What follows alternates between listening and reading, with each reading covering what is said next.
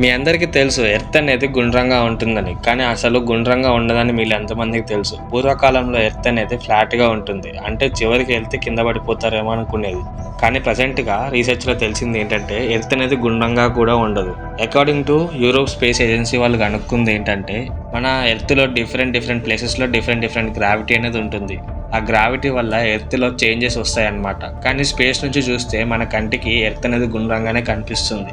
So నేను మీకు ఇక్కడ ఇమేజెస్ పెడతాను, ఒకసారి చూడండి ఎర్త్ అనేది గ్రావిటీ బేస్ చేసుకుని ఎలా ఉంటుంది అనేది. మన ఎర్త్ పైన లార్జెస్ట్ లివింగ్ క్రియేచర్ వచ్చేసి కోరల్ రీఫ్స్. ఇవి ఎక్కువగా మనం సముద్రంలో చూస్తామన్నమాట.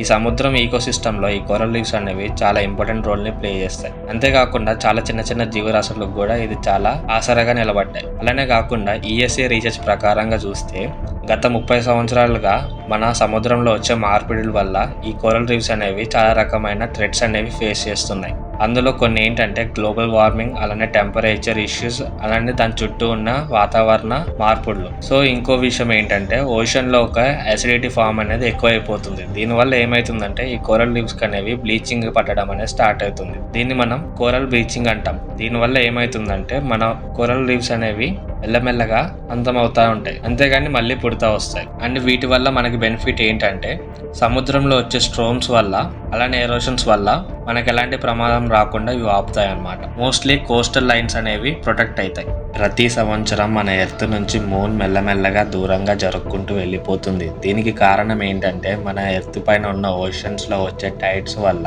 మన మూన్ కి మన ఎర్త్ కి ఉన్న గ్రావిటేషన్ రిలేషన్ వల్ల ఇలా జరుగుతుంది. ఇలా చూసుకుంటే కొన్ని సంవత్సరాలకి మూన్ అనేది చాలా దూరం వెళ్ళిపోతుంది మన ఎర్త్ నుండి. దీనివల్ల మన ఎర్త్ కి చాలా గ్రావిటేషనల్ ఇంపాక్ట్ అనేది జరుగుతుంది. గ్రావిటేషనల్ ఫోర్స్ లో చాలా చేంజెస్ వస్తాయి. అలానే కాకుండా మూన్ గురించి ఒక ఇంట్రెస్టింగ్ ఫ్యాక్ట్ ఏంటంటే మన ఆస్ట్రేలియా అనేది మూన్ కంటే చాలా పెద్దదని మీరు అనుకుంటున్నారా? అవును, అది ఎందుకు పెద్దదంటే మన ఆస్ట్రేలియా యొక్క డయామీటర్ వచ్చేసి 4000 కిలోమీటర్స్, కానీ మూన్ యొక్క డయామీటర్ వచ్చేసి 3400 కిలోమీటర్స్. కానీ సర్ఫేస్ పరంగా చూసుకుంటే మూన్దే చాలా పెద్దగా ఉంటుంది, కానీ ఆస్ట్రేలియా సర్ఫేస్ అనేది చాలా చిన్నగా ఉంటుంది. కానీ ఏదైతే ఇది కొంచెం ఇంట్రెస్టింగ్ ఫ్యాక్టే కదా.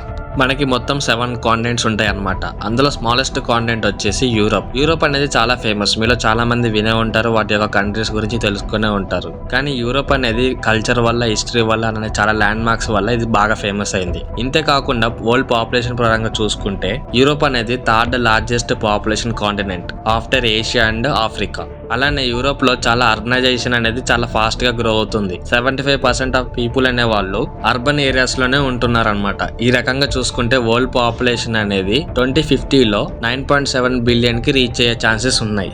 నేను క్లియర్ గా ఆడియో రికార్డ్ చేయడానికి నా దగ్గర ఎలాంటి ప్రాపర్ మైక్ సెట్ లేదు. నేను నా మొబైల్ నుంచి రికార్డ్ చేస్తున్నాను. దీనివల్ల బ్యాక్గ్రౌండ్ లో కొన్ని డిస్టర్బెన్సెస్ అనేవి క్యాప్చర్ అవుతున్నాయి. సో దీన్ని మీరు అర్థం చేసుకుంటారని అనుకుంటున్నాను. మీరు ఈ వీడియో ఎప్పటివరకు చూసారంటే ఈ వీడియో మిమ్మల్ని ఆకట్టుకుందని అర్థం. సో ఇలానే మరిన్ని ఇంట్రెస్టింగ్ ఫ్యాక్ట్స్ కోసం మీరు కింద ఉన్న సబ్స్క్రైబ్ బటన్ నొక్కి పక్కన ఉన్న బెల్ ఐకాన్ని ప్రెస్ చేయండి. Thank you.